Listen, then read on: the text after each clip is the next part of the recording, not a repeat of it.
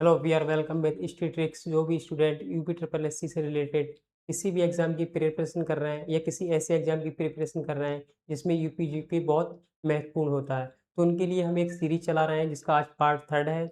इस UP GK से related question हम लेकर आते हैं जो यूपी ट्रिपल एससी बार बार अपने क्वेश्चन पेपर में पूछता है। तो आइए इनको सॉल्व करते हैं।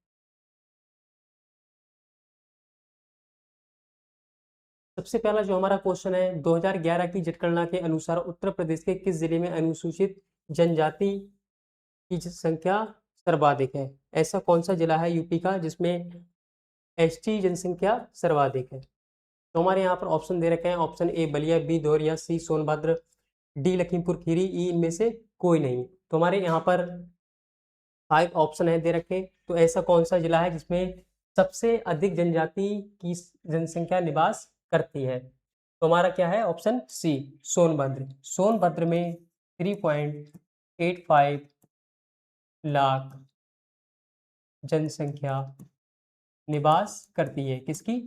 एसटी की। एसटी। इसलिए इसको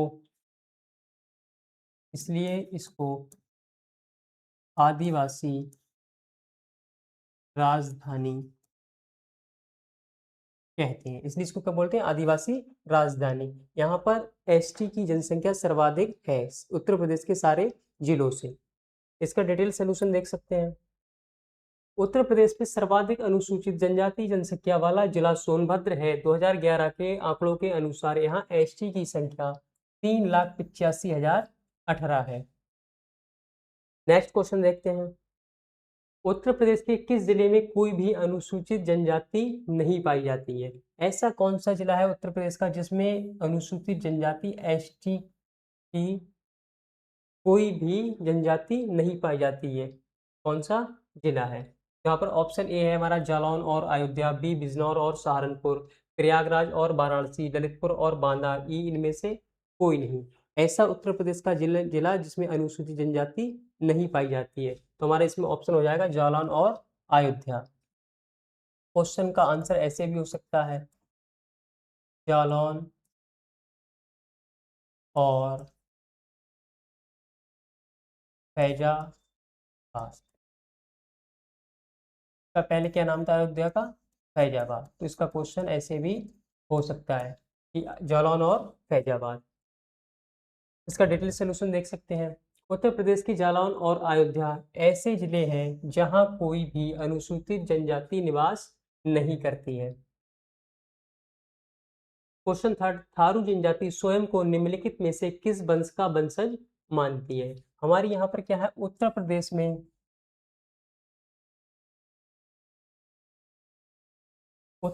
में लगभग 12 जनजाति निवास करती हैं। तो ये किसी ना किसी को अपना वंश मानते हैं कि हम इस वंश से रिलेट हैं। तो हमारा ऑप्शन है चंद्रवंश, बी सूर्यवंश, सी किरात वंश, डी पटवार राजपूत, ई इनमें से कोई नहीं। तो जो हमारी थारू जनजाति है वो किससे रिलेट है? थारू जनजाति ये किरात वंश से रिलेट करती है। इसके वंशज कौन है? किरात वंश। इसका डिटेल सोल्यूशन देख सकते हैं। थारू जनजाति मुख्य रूप से तराई क्षेत्र में पाई जाती है और ये स्वयं को किरात वंश का वंशज मानते हैं। नेक्स्ट, उत्तर प्रदेश की कौन सी जनजाति दीपावली को शोक पर्व के रूप में मनाते हैं? ऐसी कौन सी जनजाति है जो दीपावली को शोक पर्व के रूप में मनाती है और क्या करते हैं ये उस दिन? दीपावली के दिन ये लोग अपने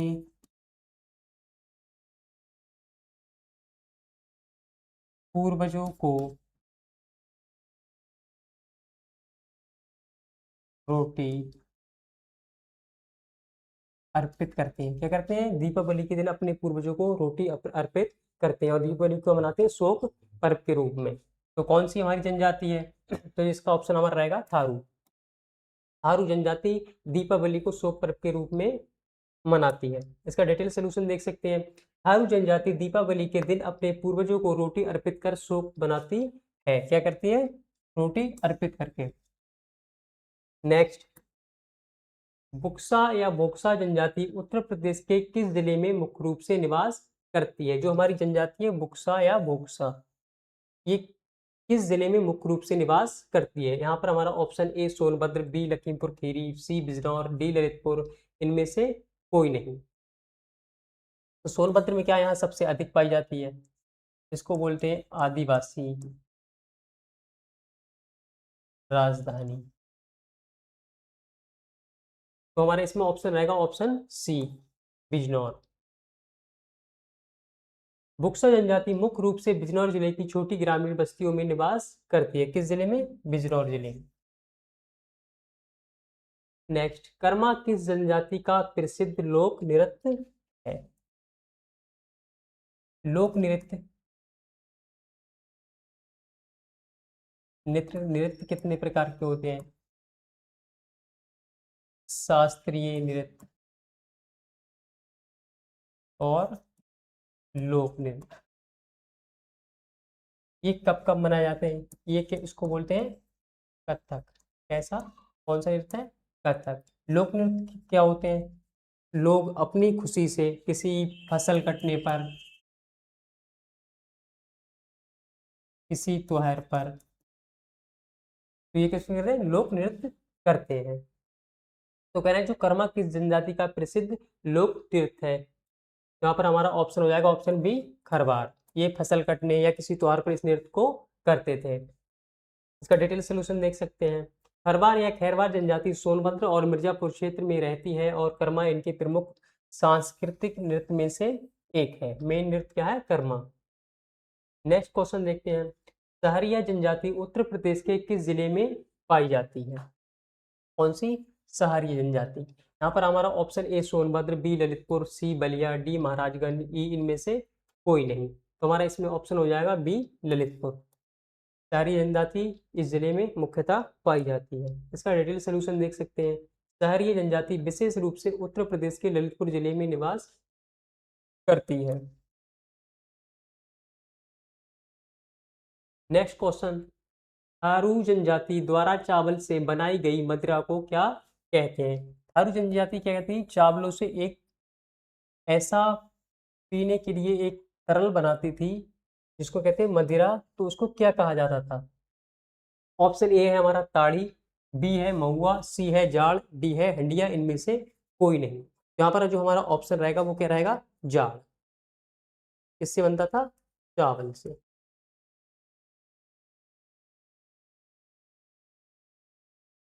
इसका डिटेल सोल्यूशन देख सकते हैं। सही उत्तर जाड़। विस्तृत समाधान, थारू जनजाति चावल को सड़ाकर एक मदिरा तैयार करती थी जिसे वे अपनी भाषा में जाड़ कहते थे। नेक्स्ट क्वेश्चन देखते हैं। बुक्सा जनजाति में सामाजिक रूप से सबसे ऊंचा स्थान किसे प्राप्त था? तो जो बुक्सा जनजाति थी वो हिंदू धर्म के अनुसार कुछ कुछ जो काम थे उनके हिंदू धर्म के अनुसार थे। तो यहाँ पर कह रहा है कि कौन से सामाजिक रूप से सबसे ऊंचा स्थान किसका था? Highest social status. Option A है हमारा राजपूत, बी ब्राह्मण, सी अहेर, डी नाई, इनमें से कोई नहीं। तो हिंदू धर्म में सबसे अपर किसको माना जाता है? ब्राह्मण्स को। किसको? ब्राह्मण्स को। तो ये भी लोग किसको मानते थे? ब्राह्मण्स को ही मानते थे। इसका डिटेल सोल्यूशन देख सकते हैं।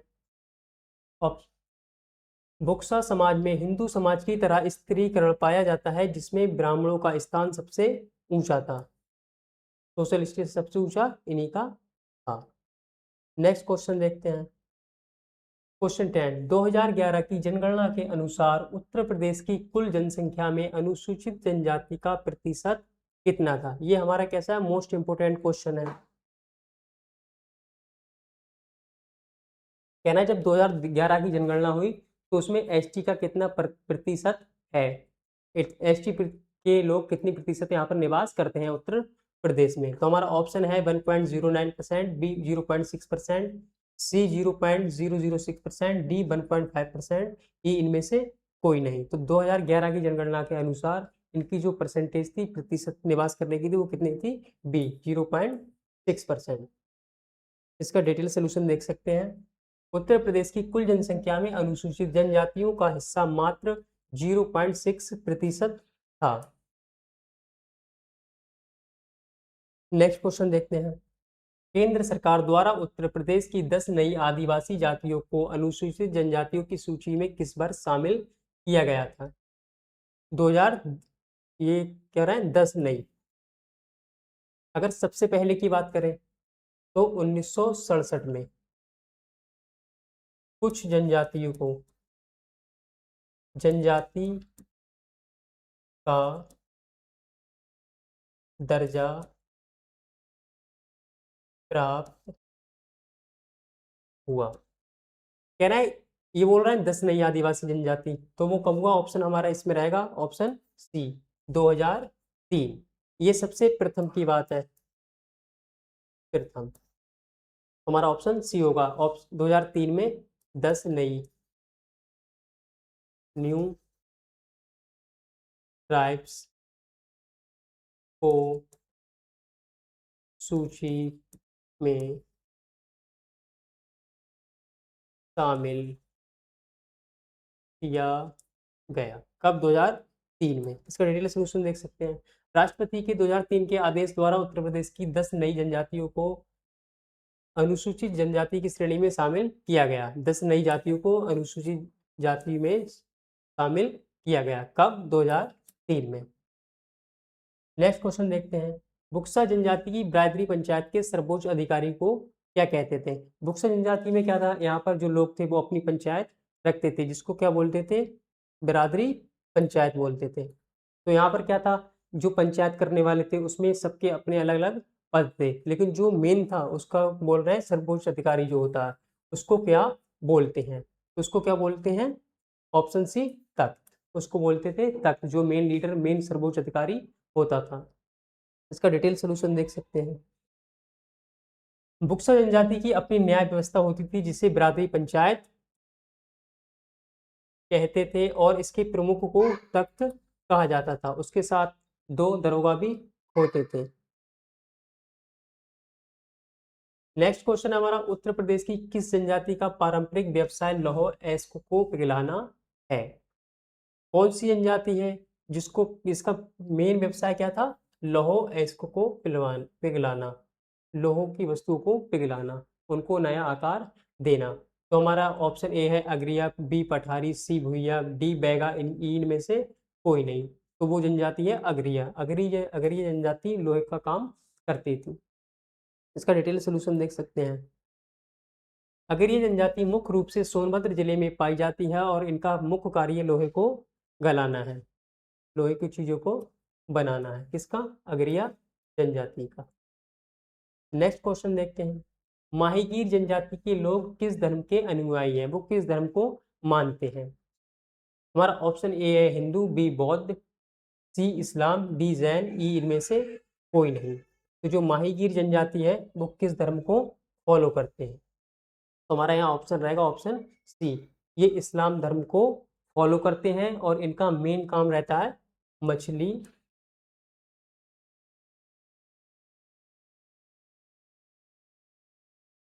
पालन।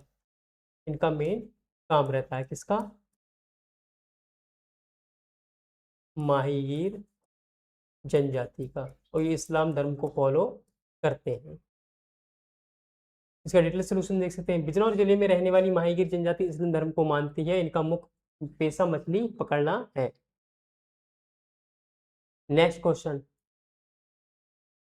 थारू जनजाति के संदर्भ में निम्नलिखित कथनों पर विचार करने। यहाँ पर हमें 2 स्टेटमेंट दिए गए हैं, तो उन पर हमें विचार करना है। हमारा पहला जो स्टेटमेंट है, ये दिवाली को शोक पर्व के रूप में मनाते हैं। जी ठीक है, they celebrate Diwali as a mourning festival. ठीक है, शोक पर्व के रूप में मनाते हैं। इनमें संयुक्त परिवार प्रथा प्रचलित है। हाँ ठीक है, ये joint family system prevalent among them. ये ज्वाइंट फैमिली में रहना पसंद करते हैं और इनकी ये प्रथा है। तो हमारे ये दोनों स्टेटमेंट कैसे हैं? सही है। तो हमारा ऑप्शन कौन सा रहेगा? केवल ए, ये भी नहीं रहेगा, ये ए और दोनों। तो इसका ऑप्शन सी हमारा करेक्ट हो जाएगा। थारू जनजाति दीपावली को शोक पर्व मनाती है और इनमें पितृ सत्तात्मक संयुक्त परिवार की व्यवस्था पाई जाती है। जो सत्ता रहती है वो किसके हाथ में होती है? पिताजी के हाथ में। नेक्स्ट क्वेश्चन देखते हैं। बुक्सा जनजाति के संदर्भ में कथनों पर विचार करें। पहला जो स्टेटमेंट है यहाँ पे, ये स्वयं को पटवार राजपूत वंश का मानते हैं। ठीक है, पटवार राजपूत वंश का ये वंशज मानते हैं। सेकंड जो हमारा स्टेटमेंट है, इनकी भाषा मुख्य रूप से हिंदी है। हाँ ठीक है, इनकी भाषा भी मुख्य रूप से हिंदी है। तो ये दोनों स्टेटमेंट है, ये कैसे हैं, सही है। तो हमारा ऑप्शन हो जाएगा ऑप्शन सी, ए और दो दोनों। इसका डिटेल सोल्यूशन देख सकते हैं।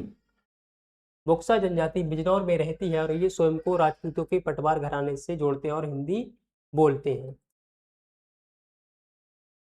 नेक्स्ट क्वेश्चन देखते हैं। उत्तर प्रदेश में जनजातीय सांख्यिकी के संदर्भ में कथनों पर विचार करें। सोनभद्र में एसटी जनसंख्या का प्रतिशत राज्य में सर्वाधिक है। ठीक है, अभी हमने पढ़ा था जो सोनभद्र है उसमें एसटी जनसंख्या का प्रतिशत कैसा है, सबसे अधिक है, इसलिए इसको क्या बोलते हैं, आदिवासी राजधानी। और सेकंड की स्टेटमेंट हमारा क्या है, अयोध्या जिले में एसटी जनसंख्या शून्य है। जी है, अयोध्या में जिले में कैसी एसटी जनसंख्या, शून्य है। तो हमारे दोनों स्टेटमेंट कैसे हैं, यहाँ पर करेक्ट है, सही है। तो हमारा ऑप्शन सी यहाँ पर करेक्ट हो जाएगा, एक और दो दोनों। सोनभद्र में सर्वाधिक एसटी जनसंख्या है और अयोध्या व जालौन में एसटी जनसंख्या शून्य है। क्वेश्चन 18, सूची फर्स्ट में हमारी जनजाति दे रखी है और सूची 2 में जिला दे रखे हैं हमारे, इनको हमें करेक्ट करना है। कौन सी जनजाति किस जिले में पाई जाती है। ठीक है, अभी हमने पीछे आपके अकॉर्डिंग पढ़ लेते हैं। बुक्सा जनजाति कहाँ पाई जाती है, बिजनौर में। कहाँ पर, बिजनौर में।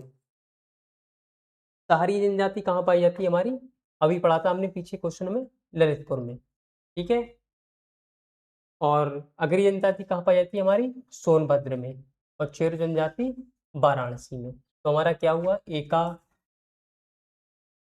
2, बी का 4, सी का 1 और डी का 3।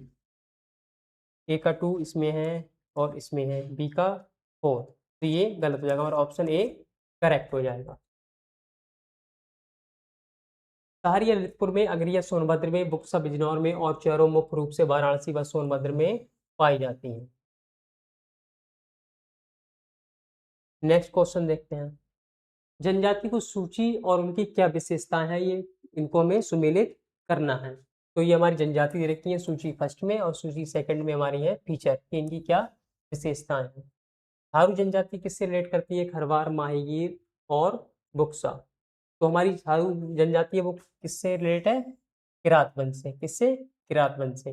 खरवार कर्मा नृत्य से अपने फेमस है। माहीगीर किसको फॉलो करते हैं, इस्लाम धर्म को। बुक्सा जनजाति पटवार राजपूत को अपना वंशज मानती है। तो हम इसको देख सकते हैं, एका 2, बी का 4, सी का 1, डी का 3।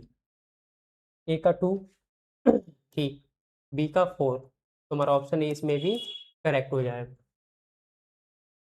नेक्स्ट, थारू किरात वंश से खरवार कर्मानित से फेमस है अपने। माहीगीर किसको फॉलो करते हैं, इस्लाम धर्म को। और बुक्सा पटवार राजपूत को अपना वंशज मानते हैं। नेक्स्ट क्वेश्चन है हमारा, जनजाति और उनके निवास स्थान से सुमेलित करें। सूची फर्स्ट में हमारी जनजाति दे रखी है, ट्राइब्स दे रखी है और इनके निवास स्थान हमारे दे रखे हैं। तो हमारा जो गोंड समूह है वो सबसे बड़ा समूह है एसटी का उत्तर प्रदेश में। सबसे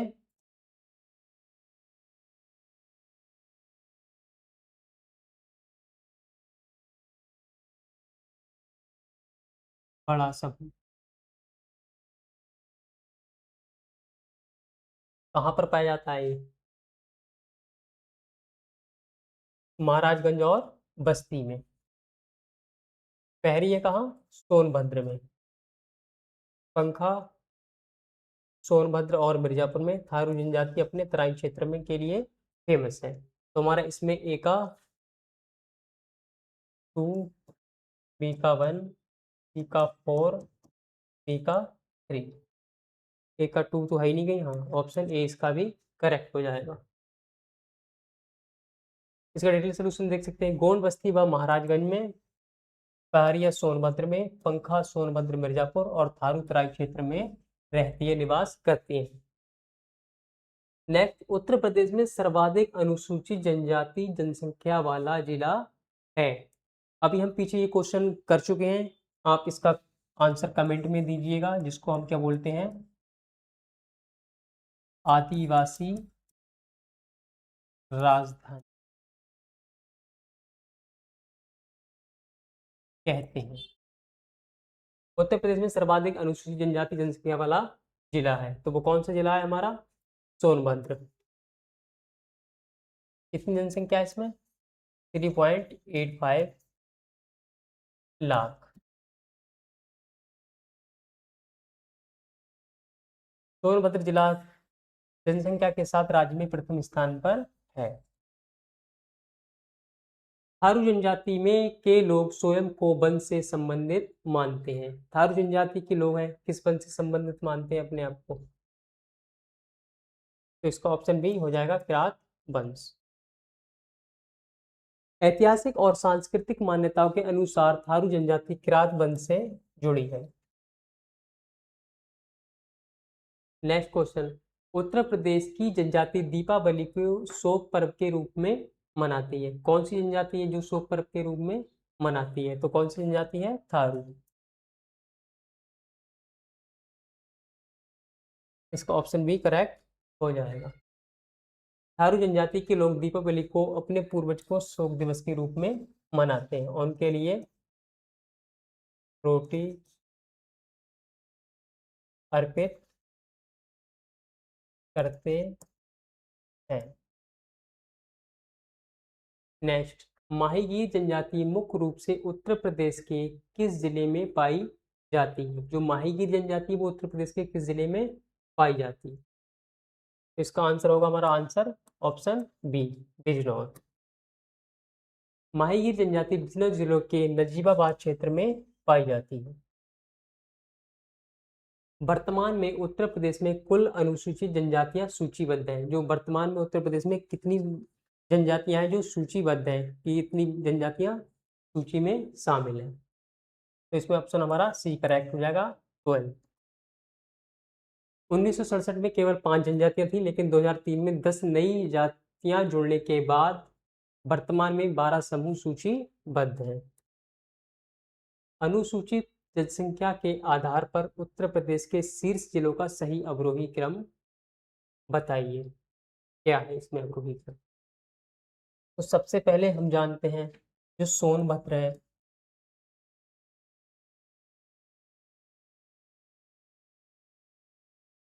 सोनभद्र में 3.85 लाख जनजाति निवास करती है। तो सबसे पहले हम देख ले सोनभद्र कहाँ दे रखा है, तो हमारा सोनभद्र 1, 2 और 3 में दे रखा है, ये ऑप्शन हमारा नहीं होगा। इसके बाद क्या है हमारा, बलिया ऑप्शन ए में, इसमें 1 लाख 1.10 लाख जनजाति निवास करती है।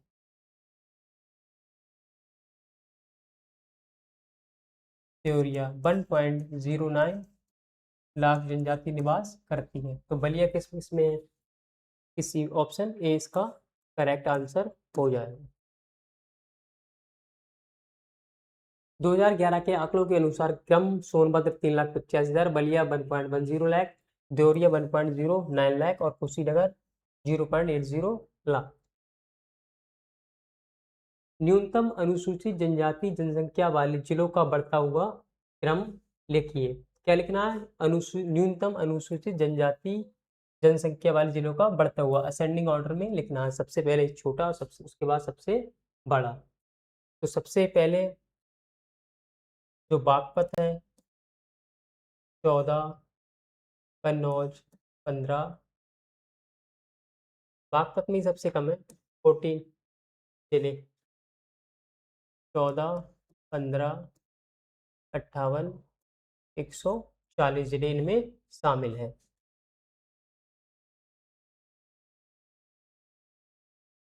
बागपत 14,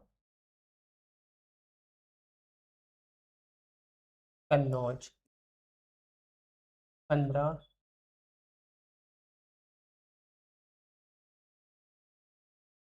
बदायूं 58, एटा 140। तो हमारा इसका ऑप्शन ए करेक्ट हो जाएगा। आंकड़ों के अनुसार बागपत 14, कन्नौज 15, बदायूं 18, एटा 140 न्यूनतम एसटी आबादी वाले जिले हैं। क्वेश्चन 28, उत्तर प्रदेश में जनजातीय अधिकारों के विकास के चरणों को सही कालानुक्रम में व्यवस्थित करें। राष्ट्रपति द्वारा 5 जनजातियों को एसटी का दर्जा, 2 10 नई आदिवासी जातियों का एसटी सूची में शामिल होना, अनुसूचित जाति एवं जनजाति शोध संस्थान की स्थापना करना। तो हमारा यहाँ पर क्या है, तो राष्ट्रपति द्वारा 5 जनजातियों का एसटी दर्जा है, कब मिला इसको, तो ये मिला फर्स्ट 1967 में। 10 नई आदिवासी जातियों का एसटी में सूची में शामिल होना, तो ये हुई थी 2003 में। अनुसूचित जाति एवं जनजाति शोध संस्थान की स्थापना, तो ये कब हुई थी, 1986। तो इनका कालानुक्रम में हमें व्यवस्थित करना है, तो सबसे पहली डेट हमारी क्या आएगी, 132, 132। तो हमारा ऑप्शन बी यहाँ पर, हाँ ऑप्शन ए यहाँ पर करेक्ट हो जाएगा, 132। सबसे पहले 1967 में दर्जा मिला, फिर 1986 में शोध संस्थान बना, और 2003-10 में नई जातियां जोड़ी गई। क्वेश्चन 29, सोनभद्र जिले को उत्तर प्रदेश का सोनभांचल या शक्ति केंद्र कहा जाता है। ठीक है, कहा जाता है। कारण क्या है इसका, क्या, यहाँ अनुसूचित जनजातियों की विविधता और संख्या राज्य में सर्वाधिक है। हाँ सर्वाधिक है, लेकिन इसका ये कारण नहीं है कि सोनभद्र को शक्ति केंद्र सोनमांचल इसकी वजह से कहा जाता है। तो जो हमारा स्टेटमेंट क्या है, दोनों सही है, लेकिन आर इसका कारण नहीं है। ए आर दोनों सही है, आर ए की सही व्याख्या है नहीं। ए आर दोनों सही है, लेकिन आर ए की सही व्याख्या नहीं है, तो यही हमारा ऑप्शन करेक्ट हो जाएगा। दोनों कथन व्यक्तिगत रूप से सत्य है, लेकिन जनजातियों की संख्या होना शक्ति केंद्र कहे जाने का मुख्य कारण नहीं है। क्वेश्चन 13, कथन ए, थारू जनजाति सांस्कृतिक रूप से उत्तर प्रदेश की अन्य जातियों से भिन्न है। कारण, ये दीपावली को शोक पर्व के रूप में मनाते हैं और हिंदू धर्म के बावजूद अपनी विशिष्ट परंपराएं रखते हैं। तो हमारा इसमें ऑप्शन दोनों स्टेटमेंट कैसी हैं, सही हैं, इसलिए हमारे ऑप्शन क्या हो जाएगा, थारू जनजातियां ए और आर दोनों सही है, और एक की सही व्याख्या है।